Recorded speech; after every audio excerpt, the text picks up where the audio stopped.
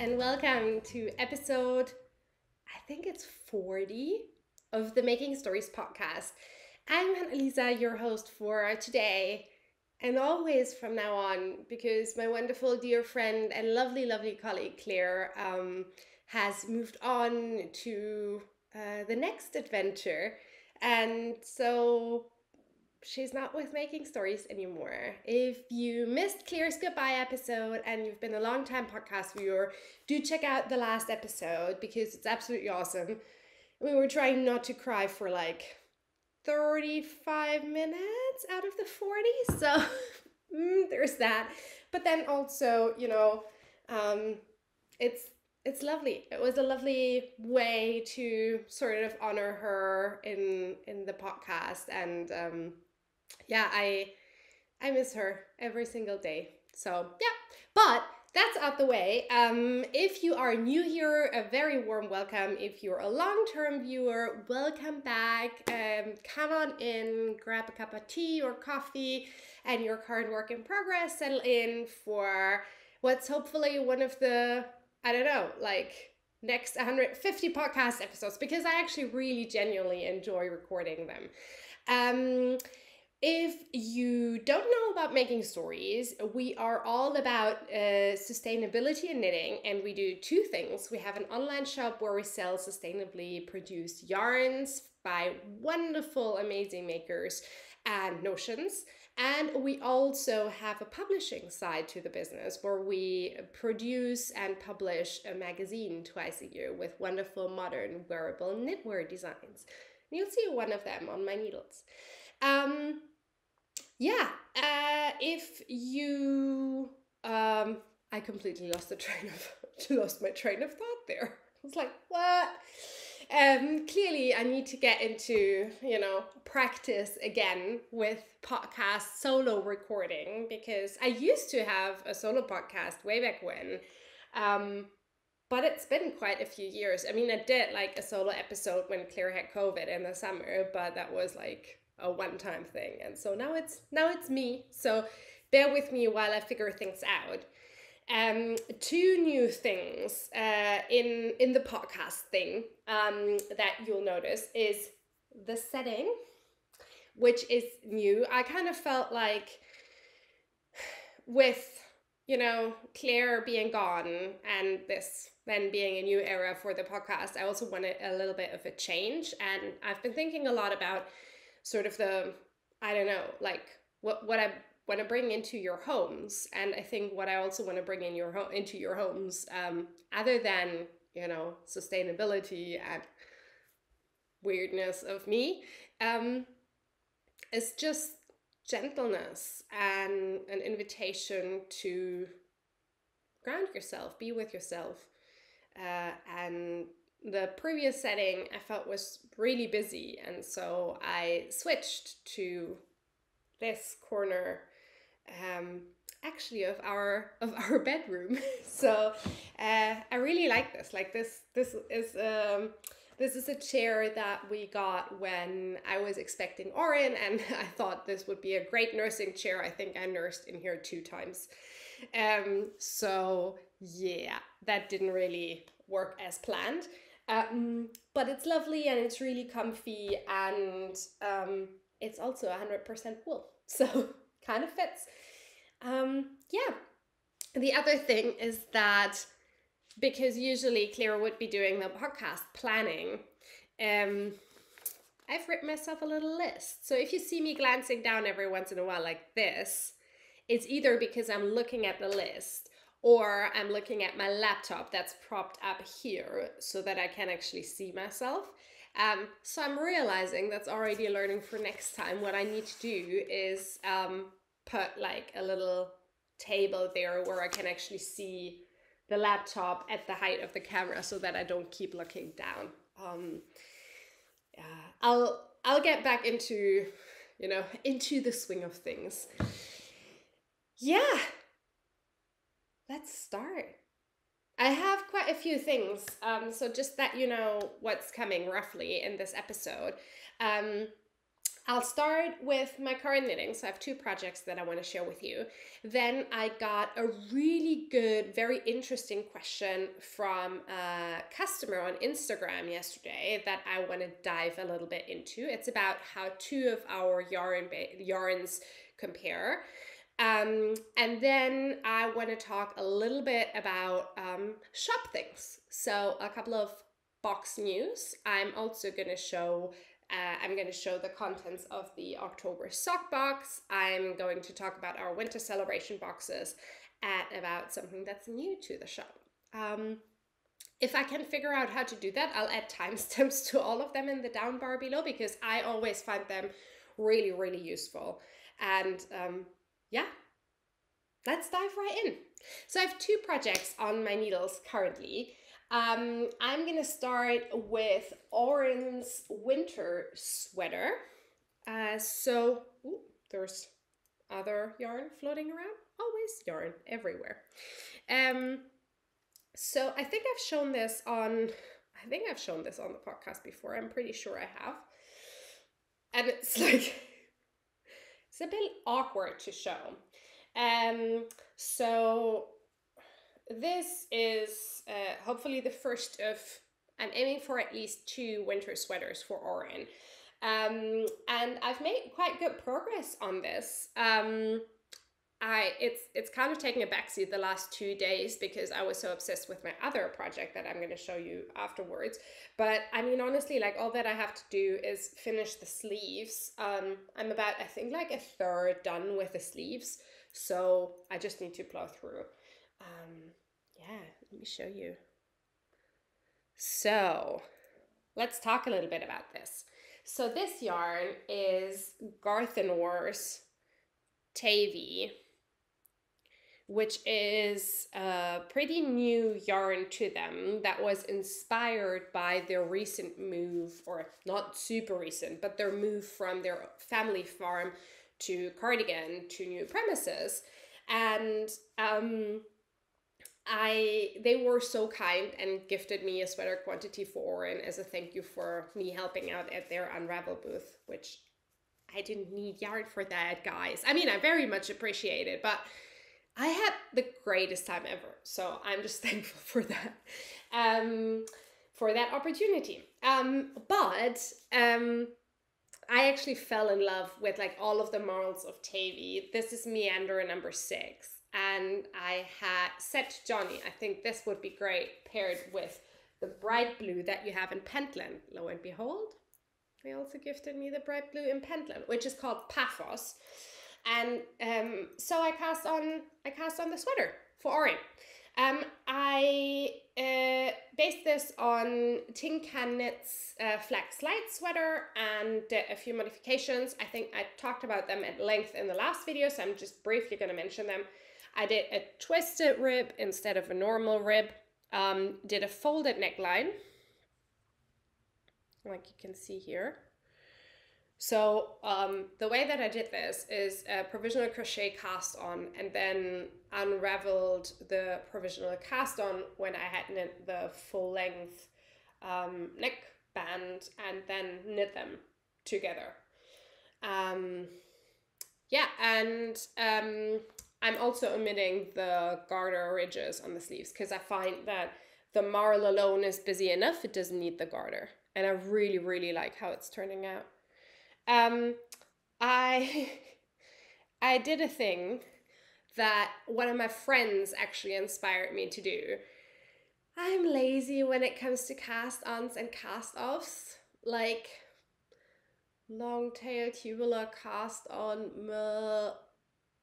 tubular bind-off, takes so long. But it does provide a really, really nice finish. And one of my friends, lovely Elena, hello love if you watch this, recently shared a picture of one of her finished sweaters in a group that we have another friend, Caro, hi if you watch this, and said like, oh, always worth the time for like putting in like, always worth putting in the time. That's the way that this should go. Always worth putting in the time for a tubular bind off. And she was so right. And so I did a tubular bind off on the hem. Also because it very nicely mimics the roundness of the neckline. And then as you can see, sleeves 2 at a time. And the cable is just not long enough, but I only own my ChowGoo interchangeables and they come with 3 cords and all 3 are in use. So this had to do the shortest one. It's fine, it'll work. So, yeah. Can I get this done by the next podcast episode? Yes, I can. I absolutely can. He needs it. It's getting colder. We've had a spell of really, really unseasonably warm weather. So much so that last Friday, I was picking up Orin from daycare and I was wearing a t-shirt. It was October 28th. It was 4 p.m. This is like, it's absolute, it's just, it's too warm. And I mean, I get that people enjoy it, but it also just makes me incredibly mad because, yay, climate change. And we're basically all fucked if we don't do more about it. Which I kind of feel like, you know, we're trying to do as much as we can, like both business-wise and in our private life. But then if there aren't bigger systemic changes, go capitalism, yeah, not great. How's that for a positive outlook? Sorry, guys. Just like complete rant. Okay, so this was Orin's sweater, which lives in my absolute go-to project bag, our very own The Knitter project bag with this lovely illustration by my friend Caro Fret. Yay! So, first whip down, second one, I'm just like checking every other, like not every other minute or so, but like whether it's actually still recording because I'm a little bit nervous. Okay, the second work in progress that I want to share with you is my Ulysse shawl. So we published issue 8 with the theme campfire at the beginning of September, and I've already knit one project out of it, and I cast on the second one.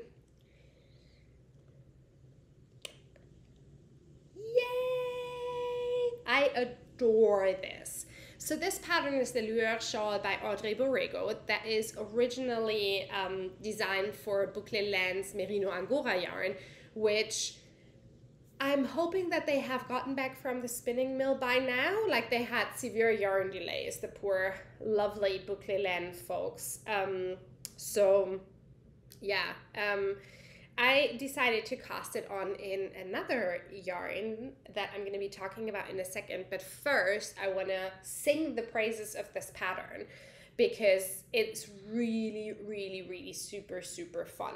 I'm not like the most prolific shawl knitter. I don't really know why. I think I've never really had much luck with the shawls that I've made. Like when I first started knitting, I made a lot of like shawlettes, like smaller things that just weren't very wearable. And then I went the exact opposite direction into really big shawls that are also not super wearable. And for whatever reason, like, I don't know, shawl knitting and me has just never clicked. But this is something that I very, very, very much enjoy. And I think I'm going to wear the heck out of the finished object. It's going to be an asymmetric triangular shawl, and the way that you achieve that shape is by just increasing one stitch every other row. So that's gonna, give it this nice asymmetrical shape. I love Audrey's design aesthetic. I think Audrey has such a great sense of texture and proportions and how to make it fun to knit. And like this is just absolute, like this is not only just gorgeous fabric in the end, but this was so fun to knit. Like, so the first section consists of these almost like checkered. I don't even know how to describe it. So you have these columns of that's basically twists, and then stockinette and garter ridges. And it's really, really intuitive. Like once you get into the rhythm of it, you don't need to look at the pattern at all anymore. It's very intuitive, and it's very lovely to knit. Like you basically, because you just want to get, or that's how I was, you just want to get to the next garter ridge. So, and honestly, it makes for good TV knitting. So we finished the summer season of Stranger Things, and I knit this, and I usually, steer away from anything that's more complicated than stockinette socks when I'm watching anything that's kind of scary, like Stranger Things is. But this worked really well. And then yesterday evening, after we finished the season, which I started on the second section, which introduces the second color. And yeah, this is going to be a much shorter section. So I'm almost halfway through this section. So it's just going to be like a little strap, and then it's going to be the next section. I also adore this yarn and knitting with it. This is our latest addition to the Making Stories yarn portfolio. I'm knitting this in Hudson and West's Weld. Hudson and West is an awesome US-based company that's super thoughtful and sustainable in how and where they produce their yarns. There's a full get to know the Hudson and West yarns video on our channel if you're curious. And this is their fingering weight base called Weld. It's a Corriedale Merino blend, semi-worsted spun, and I'm using gold leaf as my main color and aspen as my contrasting color. I really, really, really adore this. So, very excited to get back to this, honestly. Hopefully tonight. It's also just so squishy. Which brings me right next to my next section of the podcast. Before we do that though, a sip of water. Which is the question from a lovely customer on Instagram. Hi Emily, if you're watching this. That they sent over yesterday.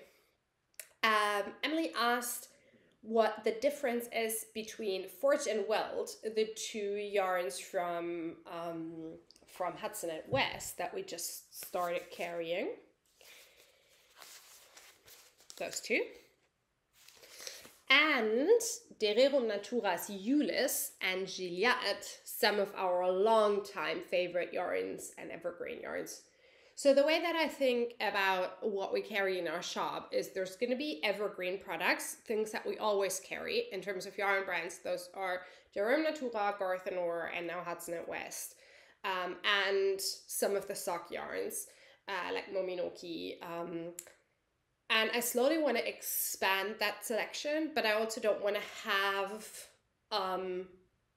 like things double. Like another yarn with the exact specs of the Garthenor yarns, for example, wouldn't make a lot of sense for me. Like I would still carry it if it's for a special release or a magazine design or something like that. But I think overall, like we're not there yet. Maybe in 5 years, this would be great, because in 5 years, I want to be the #1 stop shop for all things sustainability and knitting, but we're not there yet. And it's expensive to carry a lot of yarns. And so, there are these evergreen yarns, and then there are the limited edition things that we have. And so I also love that question, because in my mind, Hudson and West closes the gap between Garthenor's worsted spuns, like Beacons and hopefully Proselli that we'll carry at some point, and De Rerum Natura's Ulysse and Gilliatt. And so getting the question that I'm thinking, quite a few of you might have been asking yourself, it's like, okay, why are you now carrying a yarn that's very similar to what you already carry? Is a very good one.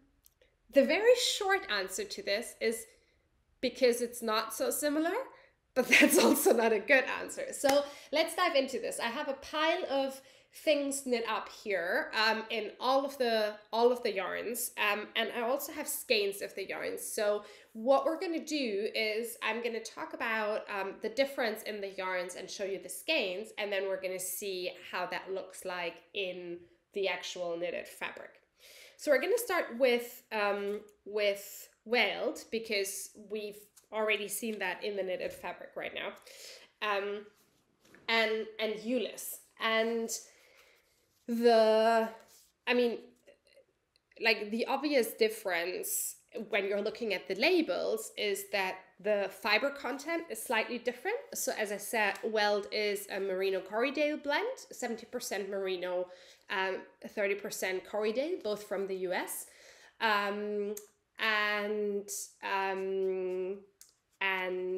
Ulysse is a blend of merino from France and Portugal. And so it is a different blend, which then has implications for how the yarn feels like, but also how it takes the dye, because different fibers take dye differently. What is, I think, more important though for the difference between those yarns than the blend is the way that it's spun up. So Ulysse and Gilliatt, its bigger sibling, are woolen spun. Now, woolen spun means, and you can see this, that this is, you know, hopefully you can see this, that, you know, it looks really soft and it doesn't have super much, you know, like definition already in the yarn, if that makes sense. So there are generally 3 different ways that you can spin, or 2.5: woolen, worsted, and semi-worsted. Woolen spun is when the fibers are still very much jumbled when you start the spinning process. So the fibers are not combed, but they're all sort of laying on top of each other and like crisscross and stuff. And the yarn that gets made out of fibers that are not combed is a lot airier. So it has, because you can imagine, you know, it's like you're taking like a pile of fluff and you fluff it up. There's a lot more volume, there's a lot more air, whereas if you comb it flat, then it gets denser. And this is why woolen spun yarns have a lot more air in them, which also then means that they bloom beautifully when you block them. So they really do expand because they have that space, and they're also really bouncy. It does mean that they don't have super great stitch definition. It's a little bit like, you know, painting with watercolors, like gently painting with watercolors versus with drawing with a pencil, essentially, you know? So that is woolen spun, and that is the spinning method for Ulysse and for Gilliatt. Now, Weld and Forge are semi-worsted spun. This means that the fibers are combed before they're spun, not as much as for a fully worsted spun yarn, but they are combed to sort of have or be lying in the same direction. So what you can see is that the yarn looks more organized, that is even a thing, than this one. So this Weld already looks crisper in the skein than Ulysse. In terms of the twist, they're actually quite similar. But you can kind of see that this is a little bit smoother. And that's because of the spinning method. Also because of the Corriedale, that's a little bit of a longer staple fiber than the merino. But as I said, like the main difference comes from the spinning method. Now, let's take a look at how this is knit up. So this is not in great shape. This is a cardigan that I knit out of Ulysse for Oren last year, and like I need to repair it because the button band has come loose and there's a hole ripped in here and stuff. But it's for demonstration purposes and it's freshly washed. So this is knit in Ulysse and this is knit in Weld. See the difference? So obviously, like, I mean, this is texture as well. Ideally, I would have a stockinette swatch, but I don't. So it'll have to do. But you can look at the stockinette sections of both. So here you can see, you know, this is quite fluffy. It has good stitch definition, but the stitches kind of meld into one another, you know. You can see them, but they're a lot less crisp than here in Weld.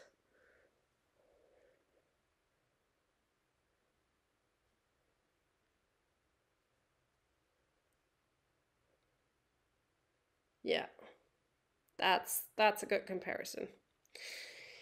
So Ulysse is airier, a little bit bouncier,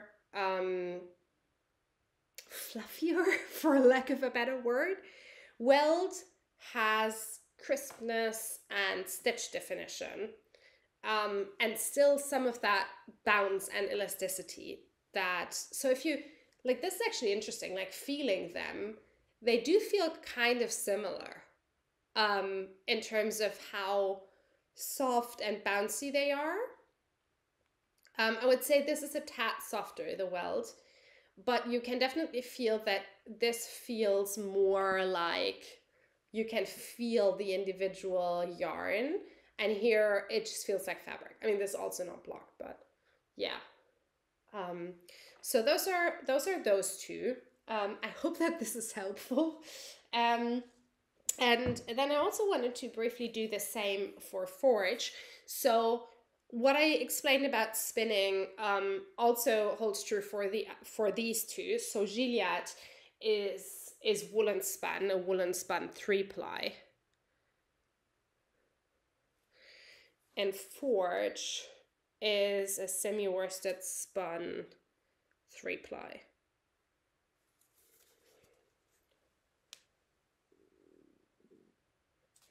And here you can already see the difference, I think, you know.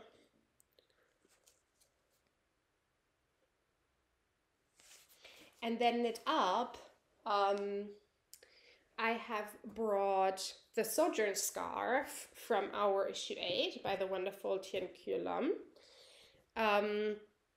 And my Brooklyn hat by Megan Babin. So this is knit in Gilliatt, and this is knit in Forge. And I chose these two because they're both textured. And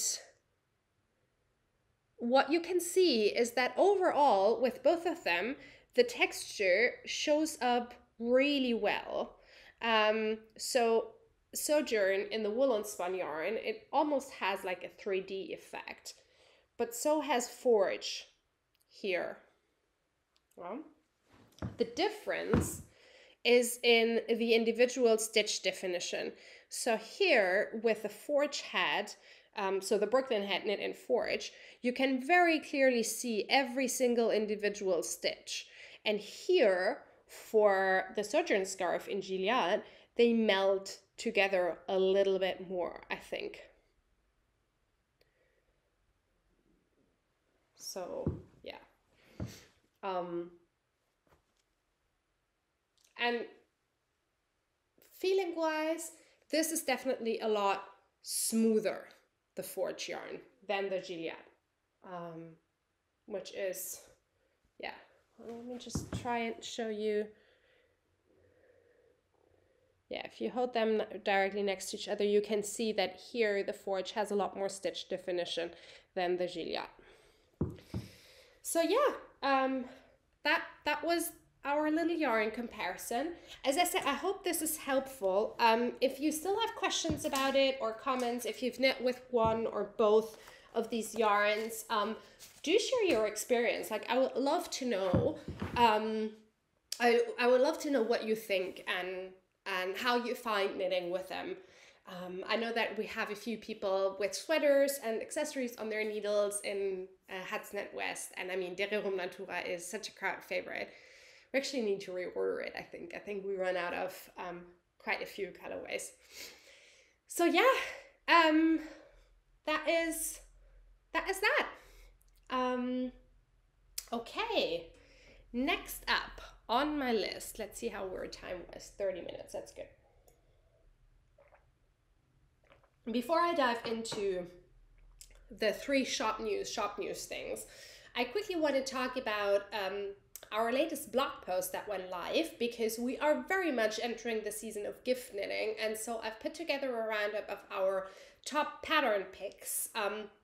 They can be found both on our blog, but also on Pinterest, which is where I made a board with even lots more pattern suggestions, and all of them are selected with an eye towards really quick knitting, so you can whip them up in, you know, a weekend or a week, but also really fun knitting, because I mean, maybe that's just me, but you know, if I knit something for someone, I mean, I obviously don't get to keep the finished object, and that's fine. I very much find joy and enjoy gifting things, but I would always want to knit something that's fun for me to knit, because otherwise I just don't want to knit on the thing, and then I think there's so much resentment in the gift that I don't want to give it anymore.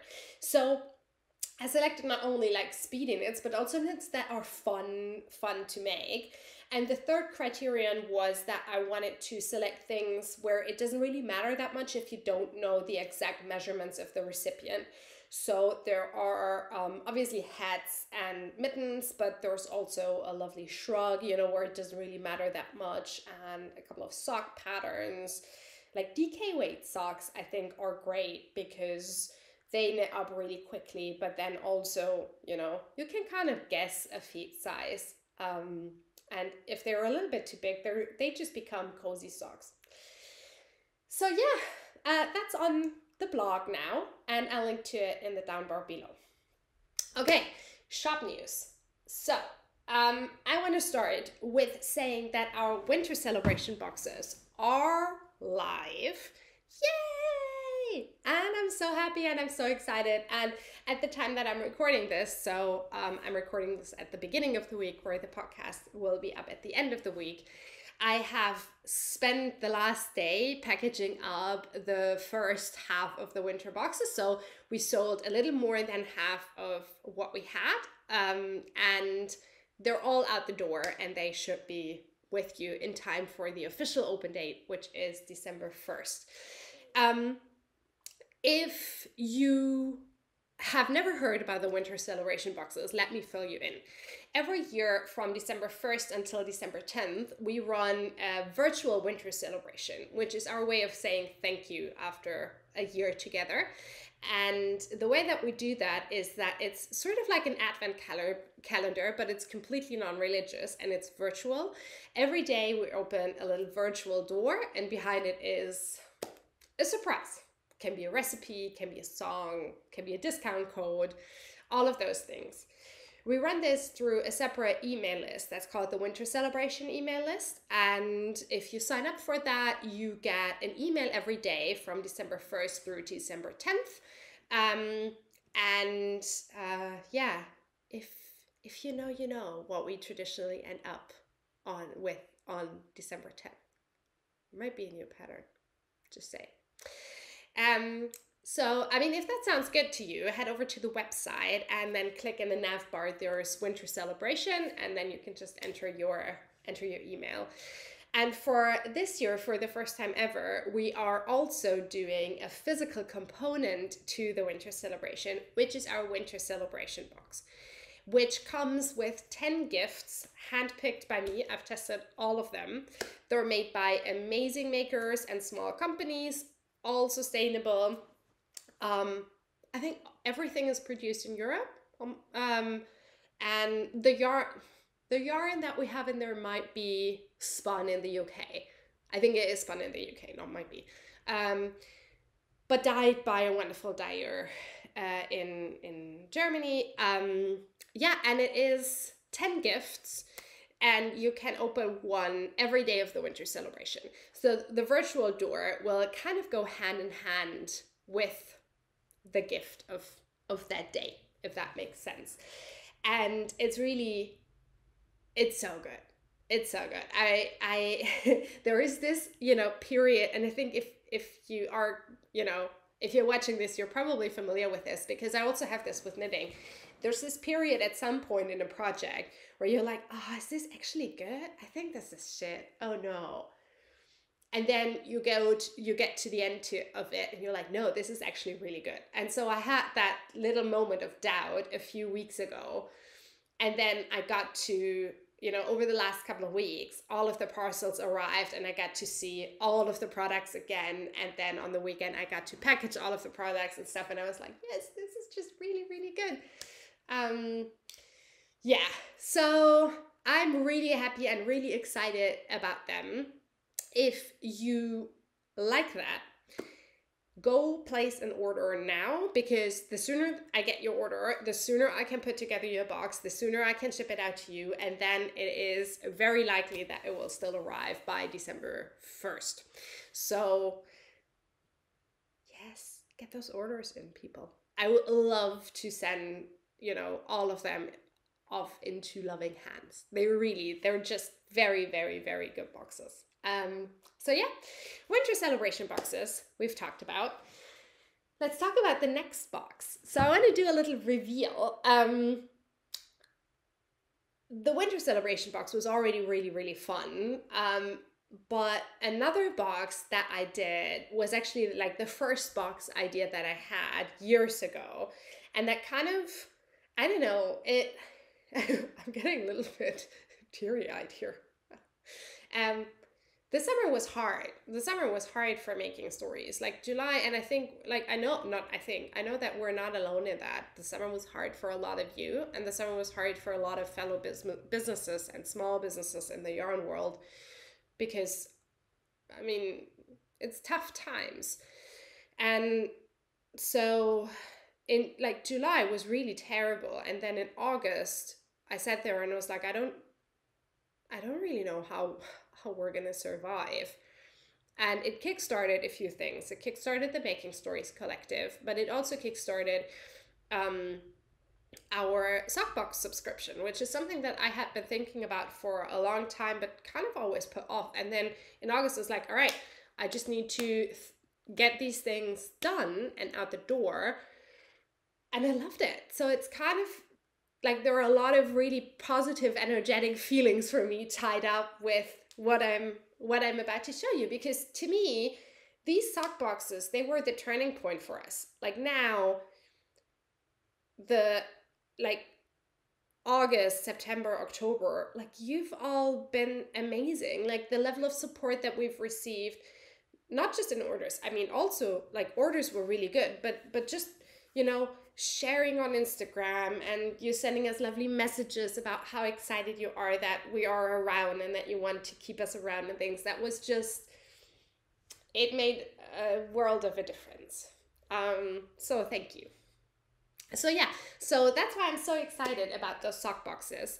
If you're not familiar with the sock box concept yet, from October onwards, we start doing a quarterly sock box. So we have October, January, April, July, and then it starts again with October. And every sock box contains at least 100 grams of all natural, so no nylon, non-superwash sock yarn, a set of stitch markers, and an extra gift / haberdashery item. And it also comes with a pattern recommendation email. Now, the first box, the October sock box, should have arrived with everyone. If you have ordered a sock box or a sock box subscription and you have not received it and you don't want spoilers, skip the next part and move on to the next timestamp, I would gently suggest, because I am about to show the three physical things from October's sock box. Why am I showing them? Because our January sock box is also coming up. So by the time that this is out, November 3rd, we'll have our January sock box pre-orders up, and they are inspired by ice crystals, and you really don't want to miss them. So yeah, I'll talk a little bit about how to order them after I've shown. No, I'll actually talk about that now, and then we have that out the way. There are two ways that you can order. Three ways actually that you can order some form of January sock box. One, you can just order the January sock box as a standalone. Two, you can subscribe to our Euro socks. I've decided to make this a rolling subscription because I've had a few people who purchased one of the October sock boxes ask if they can now subscribe to the rest. So what we're going to do is there's going to be, because I love it so much, so there's going to be a sock box, you know, every quarter for the foreseeable future. So you can now subscribe for the next year. So that's going to be January, April, July, and October. And then, you know, you can renew it if you want to. There are two different forms of payment plans available for the subscription. You can pay a one-time installment that comes with a slight discount, or you can pay the full price of the sock box, but then in quarterly installments, which also gives you the option of pausing the subscription if you want to. What we're also going to have, but this time in a very limited amount, is our January sock skein. So because I know that a sock box costs $69.90, and I know that, you know, things might not be in a financially super good place for everyone. So I also wanted to have an option that's slightly lower in price. And so there's going to be a January sock skein, which is just the yarn from the January box. That's going to be, I haven't put the prices yet, but that's going to be significantly lower in price than the January sock box. I am very excited about them though. Ice crystals and the things that you'll have, they're great. Okay, so let's get to it. October sock box reveal. So I'm going to start with the stitch markers.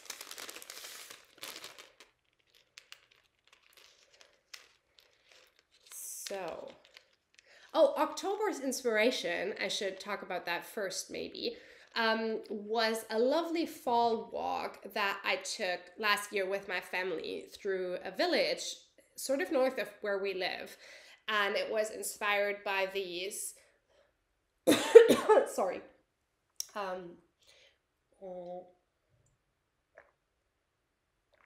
by these dried grass fields and clay ground and bright blue skies.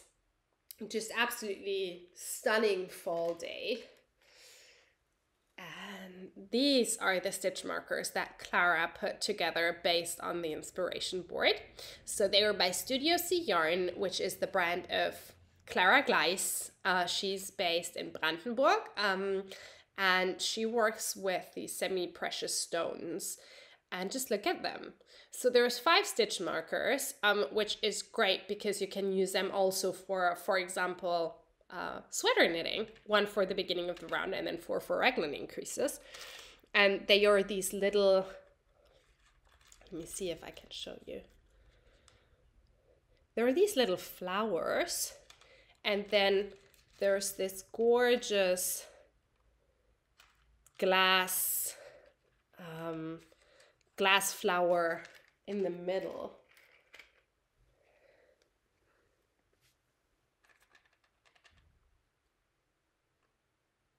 Just look at these. I adore them.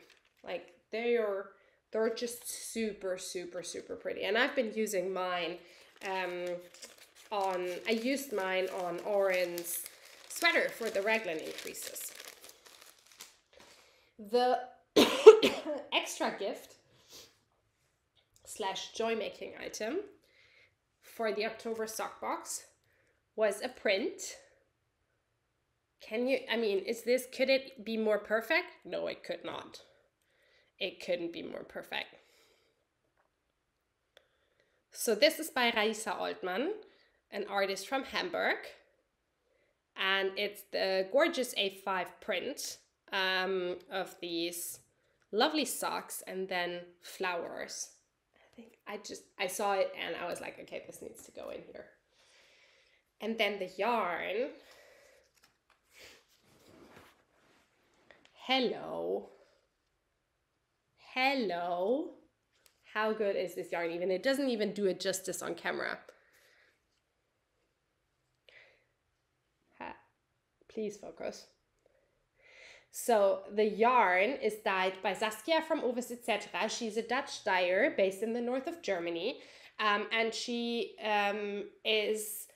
was one of the first dyers who I came to know who was really who is only dyeing on non-superwash basis and very mindful about sustainability in her work process. So Saskia uses acid dyes, but because she's able to, she uses them because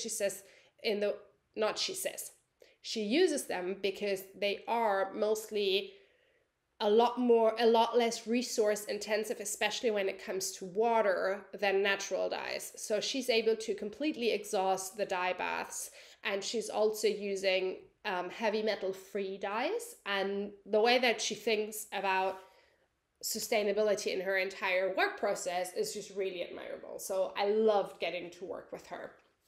And she dyed up this beautiful sock set. So it has this burnt orange / clay color, and then this gorgeous mini skein, like a warm beigey gray, slightly tonal. It's absolutely beautiful. This is Saskia's Ignaya base, which is 60% wool, 20% rami, which is a plant fiber, and 20% silk yarn. And it's 425 meters on 100 grams, so a tiny little bit lighter than